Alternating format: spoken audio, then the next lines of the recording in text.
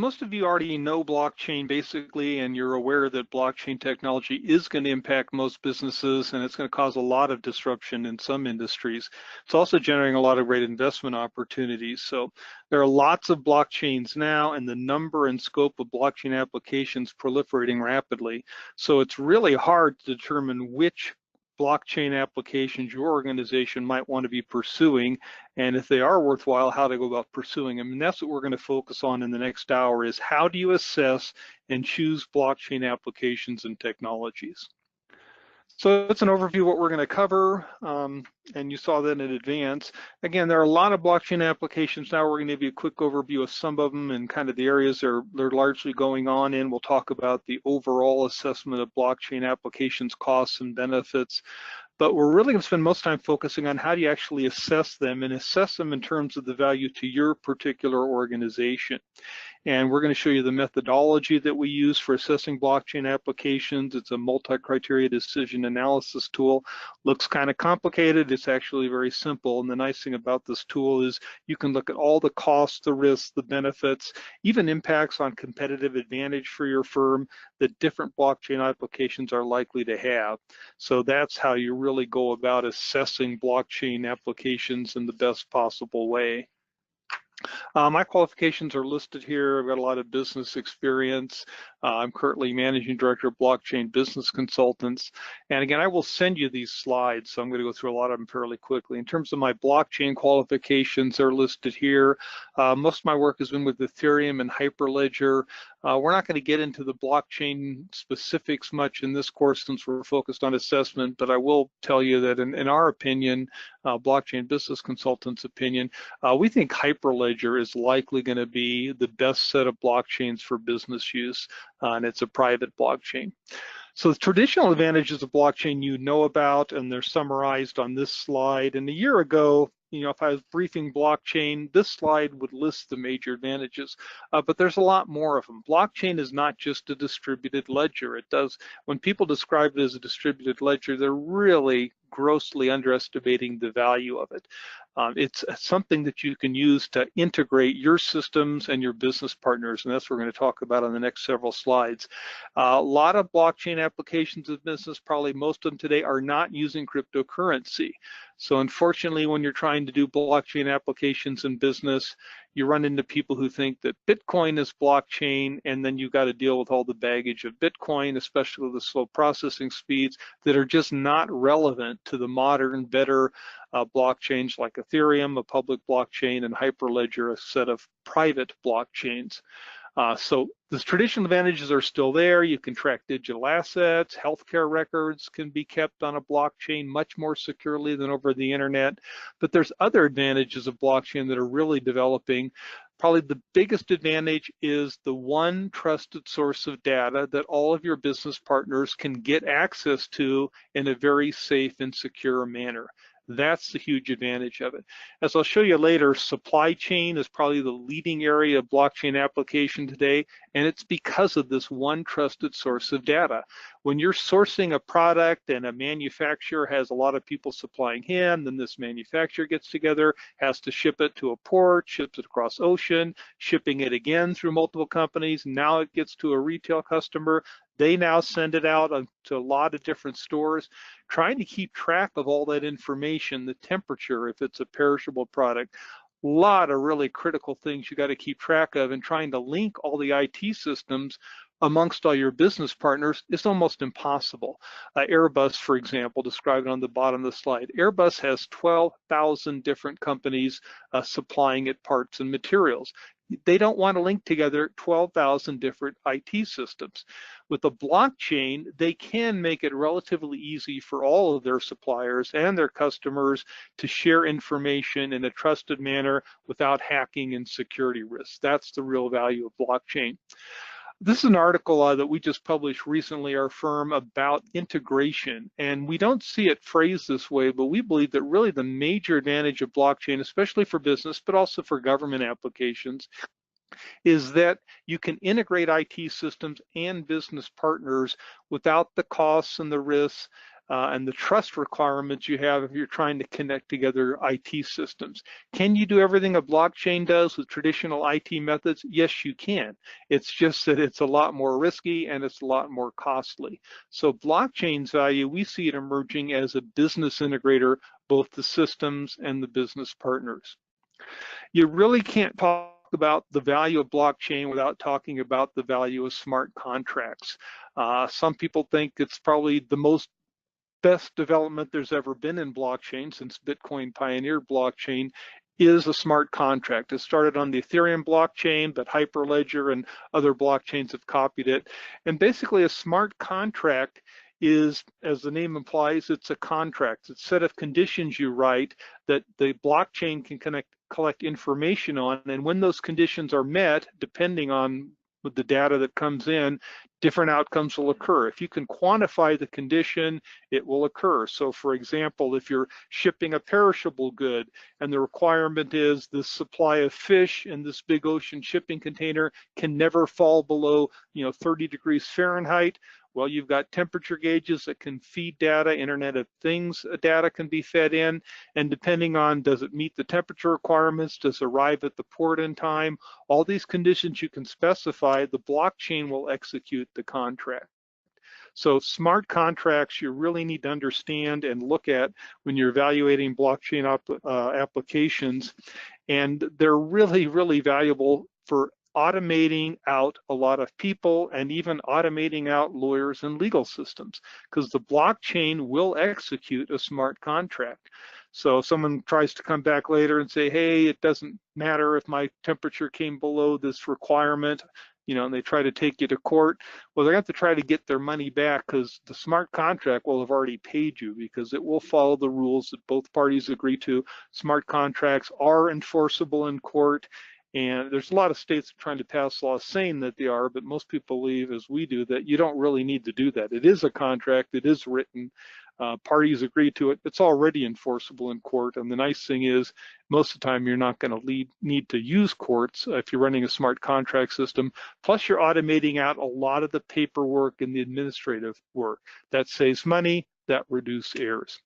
What you see here is a blockchain that used to be called the IBM and Maersk Global Digital Trade Digitalization Project. It's now called TradeLens. It's in commercial operation. It's actually been running for over a year for some different test applications. And it's a really powerful working blockchain system. It's running on an IBM system, but basically it's Hyperledger Fabric is the blockchain that this system runs on. And the governments, some governments are already using this system. You would normally think that, governments are slow and they're not going to use blockchain for years.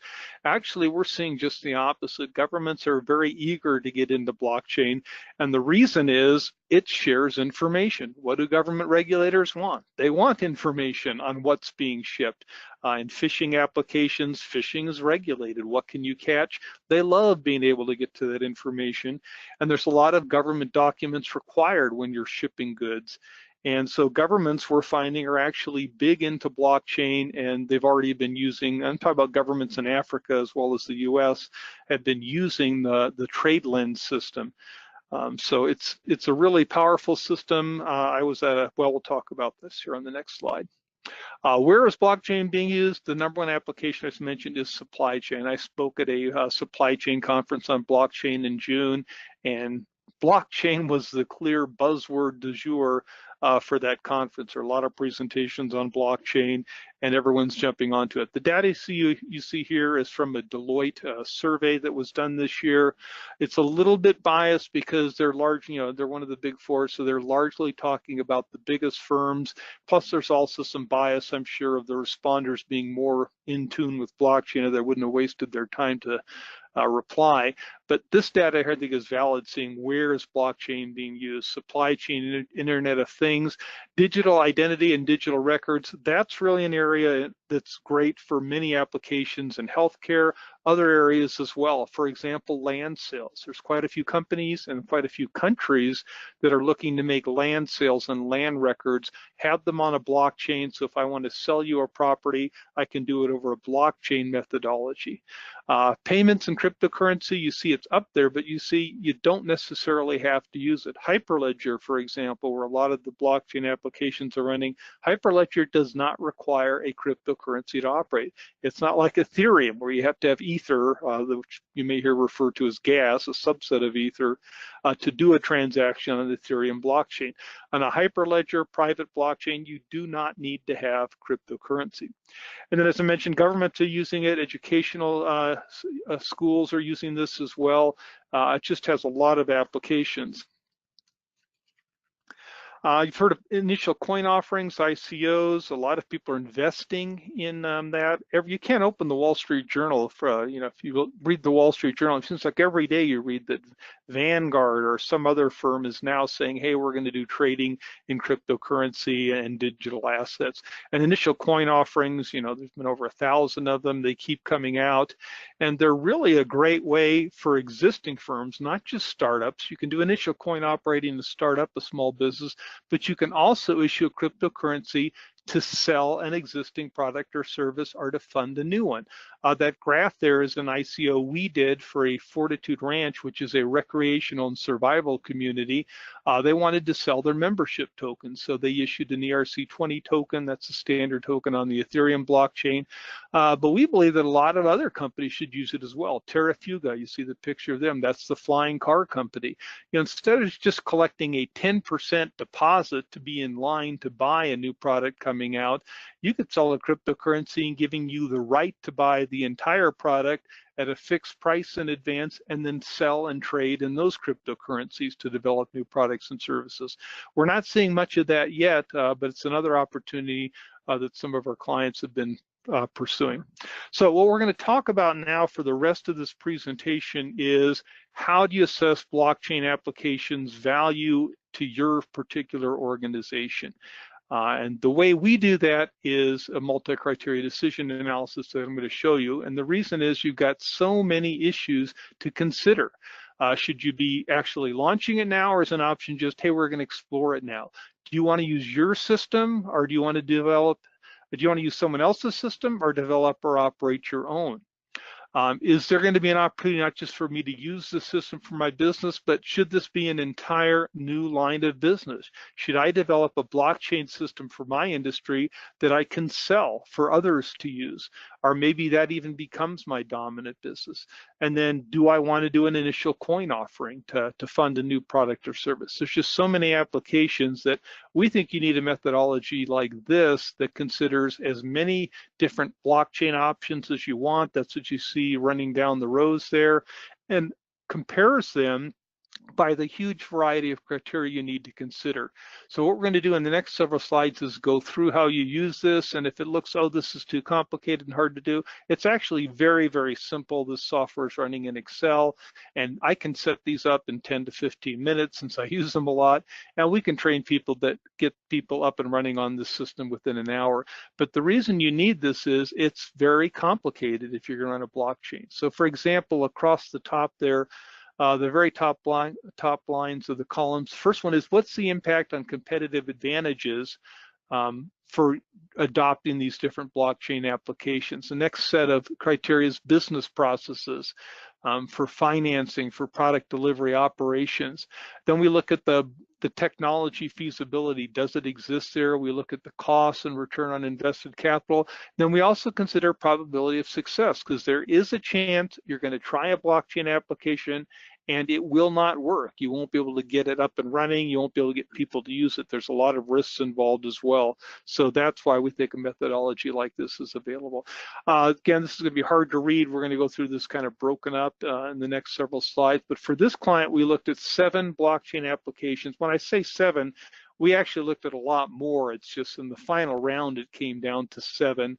And we assessed them by 20 different performance, return on invested capital, cost, and risk criteria that you see there atop across the top of the screen. Again, we'll go through this on the next few slides, a little bit more detail. But again, there's a lot of factors to consider, and trying to cover this in a PowerPoint presentation without a tool like this just isn't going to work. So what you see here on the right is what you actually enter in Excel. You don't have to build this fancy chart. You just enter the options, you enter the criteria and this hierarchy that I'll talk about, press the button in the software, and voila, it produces that scorecard. Now, there are 20 in the example we use here. Sometimes they get a lot more. The problem with you get more is it just becomes more difficult and unwieldy to try to go through all it, but you can consider as many criteria as you want. And there is no right or wrong set of criteria, and they vary greatly by the business you're in and the specific applications you're looking at. The other thing is you can put different weight on different criteria. For example, brand and customer loyalty may be absolutely critical to your company. On the other hand, if you're a generic producer, it may not matter at all. So you can put a low weight, or you can just get rid of that criteria altogether. So once you have your criteria laid out, you now put your weights on. The default is going to be 1, but you can put different weights on things that matter more to you. And when your team is developing the scorecard, when you got a team of people with IT experts and operational folks and marketing people, and they're going through this analysis, and usually we're working with them to do that, when you finally present to the CEO, if he or she says, you know, bullshit, brand or customer loyalty is not a 2 for us, that's decisive. You know, we need to raise that up. Well, you just enter the number live, and it's all in Excel, and it recalculates automatically for you. So it's a really nice process. So once you got your criteria all laid out, now you go through and you start assessing every alternative, blockchain application alternatives in this case, and you rate them on scales, which we'll talk about in a second. And you can do this in a really detailed manner with a lot of study, but you can also do it very quickly. You can do a high-level assessments where it's just the 6 people in the room who are working on this project. They make their own ratings, and you average them and put them in. So it depends on how much accuracy you need, how much time and resources you have.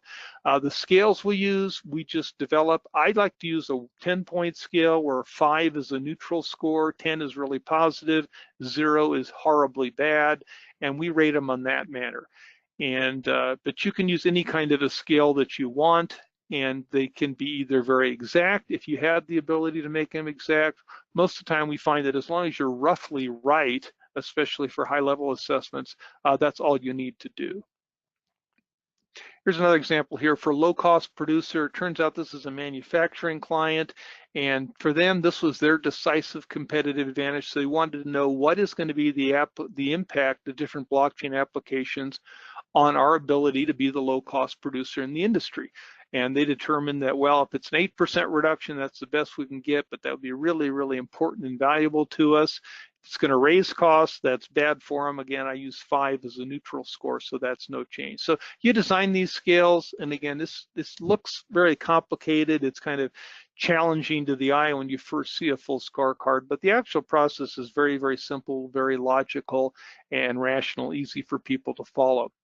So what you do is, and now you don't see the complete scorecard here, you're just seeing the right side of it.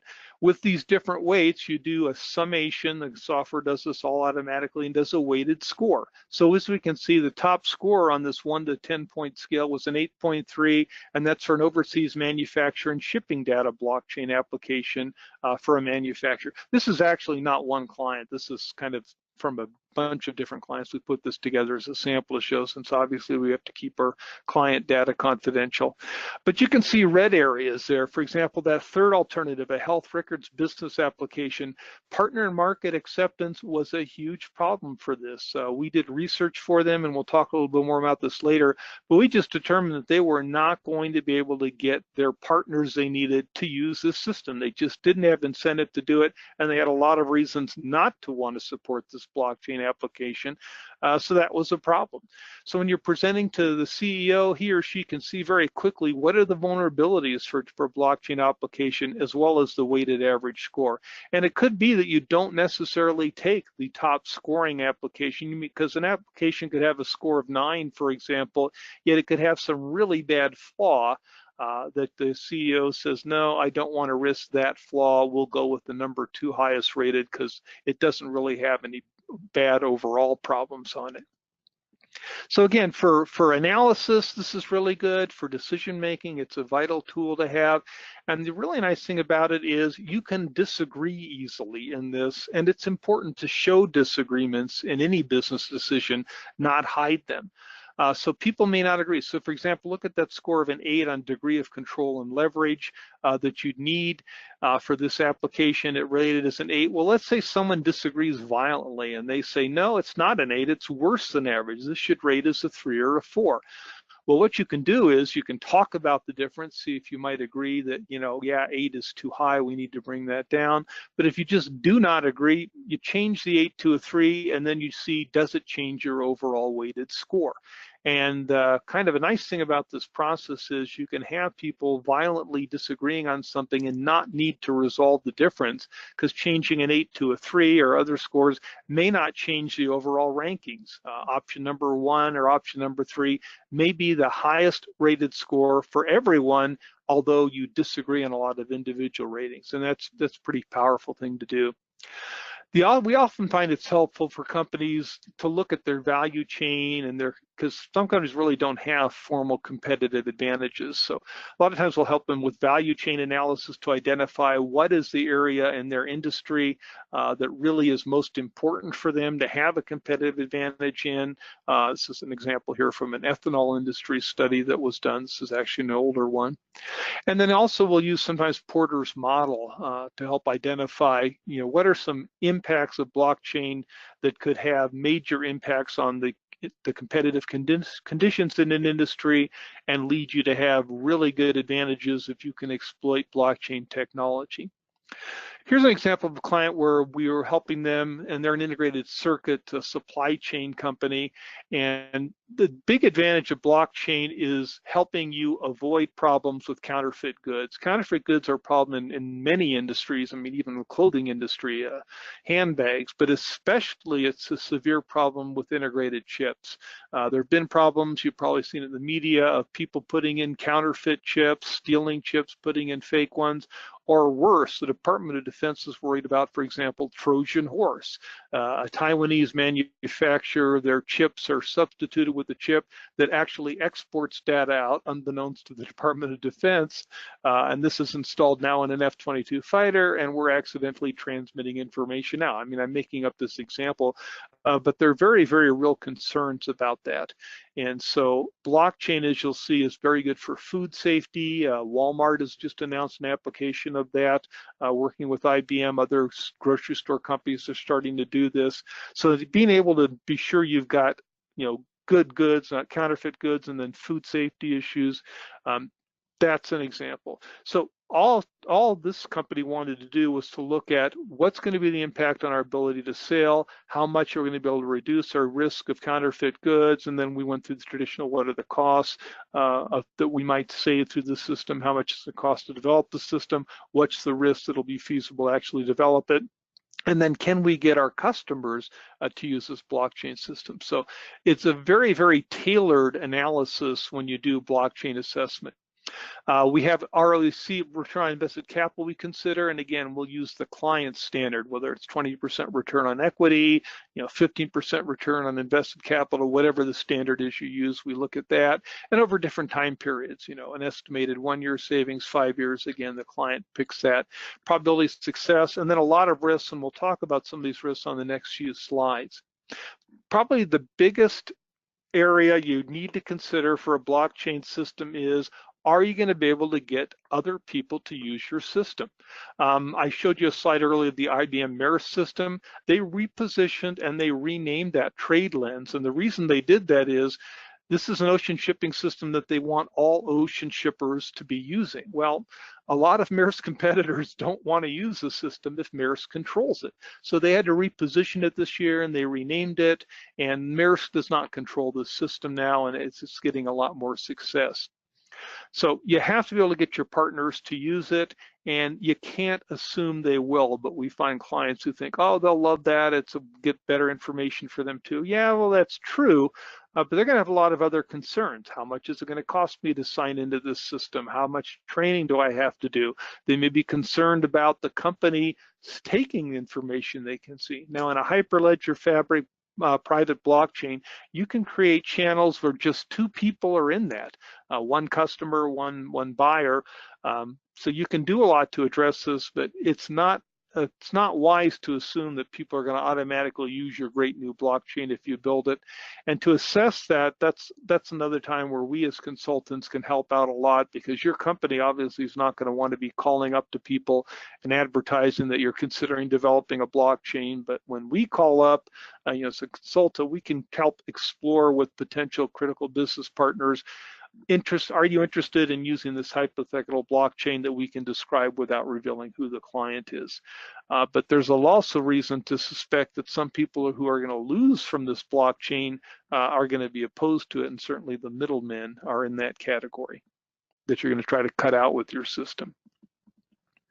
You may have to use a blockchain system. Walmart just put out information that because of their food safety blockchain, you're going to have to use that, or you're not going to use the Walmart system.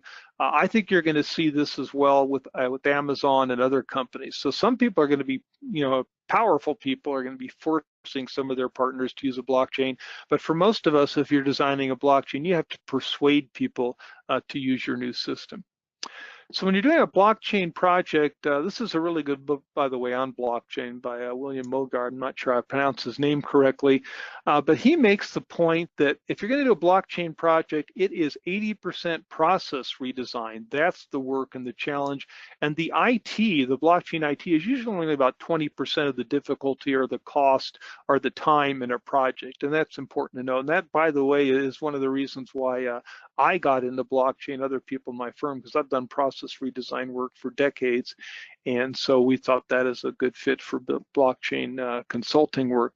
But there's a lot of business process redesign to work to consider when you're doing this. This is not just an IT issue. That's why on your team, you need people from operations, from warehousing, supply chain, if it's a supply chain application. Marketing people need to be involved, and people who deal with your business partners to help us determine where are they going to use it, what are they going to like and dislike.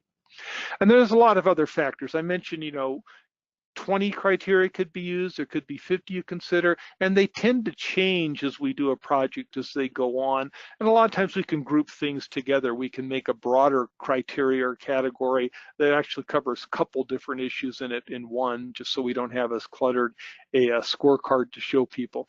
And you can group into a hierarchy, as we showed you earlier, where I break down risks into different categories. The other thing we do is we keep a list. We maintain a pretty big database of what are people doing in blockchain. And this is important because usually our client will call us up and say, hey, we're interested in 1 or 2 blockchain applications. As we work with them, we help them learn about 5 or 6 or a dozen other blockchain applications that seem to fit with their firm and may be better use. So usually we may start with a couple blockchain application projects to look at. They tend to get added to and then change over time on the project, which is fine. You have to estimate and try to factor in how difficult is it going to be to launch your system. And again, there's process redesign work. There's some things you can do, but there's aspects of using the technology, getting people to use it. There are risks, and you need to identify those. You don't want to pitch to your CEO that, hey, we can do this thing and it'll definitely work and everyone will use it. You really can't. You have to be able to assess that on a scale, and you want to disclose the risks that you may not do that. And some applications are far more risky, far more difficult to do, and so you want to weigh that criteria when you make your decision. Usually there's regulatory and legal issues to consider. If you're getting into cryptocurrency, there's a lot of them. As you know, the SEC is becoming more friendly towards blockchain. Ether, for example, Ethereum, the SEC has said, no, that's not anything we're going to mess with. So the SEC and other regulators are getting more friendly towards blockchain, but it's still a concern for cryptocurrency. And there may be other areas as well. But again, we're also seeing a lot of blockchain applications where the government is using the blockchain and is a very big supporter of the blockchain. But again, it's another factor to consider. And there are cybersecurity risks. I mean, compared to traditional internet databases, yes, it's a lot more secure, but blockchains are not 100% always will be secure. They've got hash codes, great security measures, but there are some risks, and depending on the data in there, it may be still a problem in some blockchain applications, or it may not be the blockchain where you're vulnerable, but other parts of the system where you can run into cybersecurity risks that you need to assess and look at. So a lot of people have assumed that a key constraint is processing speed and transaction volumes, and for some applications that's still true, but it's less and less true over time. And again, don't let ever people say, hey, Bitcoin can only do 7 transactions per second, blockchain can only do it. That's nonsense. Other blockchains are far more capable and faster, and Hyperledger Fabric, I've mentioned them a couple times. You can build more than this, but they have applications where they've done 15,000 transactions per second with a block time of just 1 second to get data posted. So, and again, you don't have to have cryptocurrency to run a blockchain. So this kind of summarizes some of the common mistakes we see in blockchain applications. One is there's so many aspects of your business processes that are going to be impacted beyond just the one you may be thinking is impacted by it. A lot of over-optimistic benefit and cost assumptions, that really occurs in almost every project. Most people start off with IT people on their team and sometimes operations, and that's not diverse enough. You're going to have marketing people, people who know your business partners, or maybe HR issues involved. And so you usually need to have a bigger, diverse team to do a really good assessment, especially if you're looking at a lot of diverse blockchain applications. We also see often, pretty bad assumptions about what parties are going to participate. Are they going to use their blockchain? I've already talked about that. And again, you need to investigate that. And that's something where we can help out, particularly since as a consulting firm, we can gather information without revealing your name and the fact that you're looking at a blockchain. Some people use blockchain design and programming service firms to help them assess a blockchain. If you do that, you've bought bias, because if I'm doing blockchain programming and I design blockchain systems, there's a good chance I'm going to advise you as a consultant that, oh yeah, you want to use blockchain. We don't do design and programming of blockchain. We're strictly helping companies evaluate blockchain applications. And then a lot of companies, of course, it's an IT person who's probably promoting the blockchain. They're focused on the technology benefits. And again, it's 80% process redesign. Got to get your partners to use it. Many, many other considerations beyond just the IT technology. So this is the actual Excel program you run in. You just enter it here. So once you enter this data, you hit the button and it builds the system for you. It's really not hard to do. It's a menu-driven system to build your scorecard, runs in Excel, and we do training in it. StarWeaver can set up a training program for you if you want to learn this program. And again, I can teach to people in an hour, a couple more hours if you actually want to start building an application and get a little bit more experience on it. So a hands-on training is the best way to actually learn this. The other good value of this multi-criteria decision analysis support is it helps you do sensitivity analysis. And it's not just a case of people disagreeing on different ratings for some things that you change. You can look at different alternatives. So when you present something to a CEO, there's a good chance there'll be pushback on some issues, some criteria you hadn't really considered. There could be other alternatives. You see, well, this application is good for these 3 reasons, but it's got this problem. This related application, maybe it's a different blockchain you're considering using or an existing consortium that you're considering joining. A lot of times you come up with different options and you develop a new option to consider, you change the alternatives to look at, and you come up with a much better idea. And the dialogue and the feedback you get in doing blockchain analysis using this multi-criteria decision analysis for blockchain application gets a lot better understanding and a lot better participation and involvement. The alternative that you always see in business of people just doing a PowerPoint presentation and then at the end, someone recommends we think this is best, is just a really poor way to do it. The ability to change those weights, as I mentioned, live to see, well, does that make option 3 now not the best, but the second best, and now option 5 is the best? It's just a really powerful tool to use for that. And then finally, the other really nice thing is you can avoid fights. Instead of trying to resolve bitter disagreements over ratings or what alternative is best, you let people put in their numbers and then you see whether or not it changes. And usually there will be an alternative that emerges that is, we use the word robust, meaning that it's so much better, even if you change different weights on criteria and different assumptions, it's something that really looks like it's a solid application to pursue, even if we disagree on some aspects of it. And the other advantage is when you show this to your CEO, your boss, you really impress them that, hey, I really did my homework. I considered all the relevant factors. I didn't just say, hey, let's do blockchain, go out and pick one that looked nice and run with it.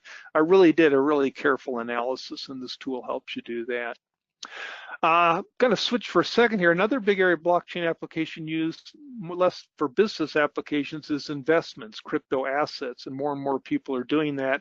I just wanted to mention that here because if you're doing crypto investments, you need outside due diligence for that, just like you do due diligence on an acquisition.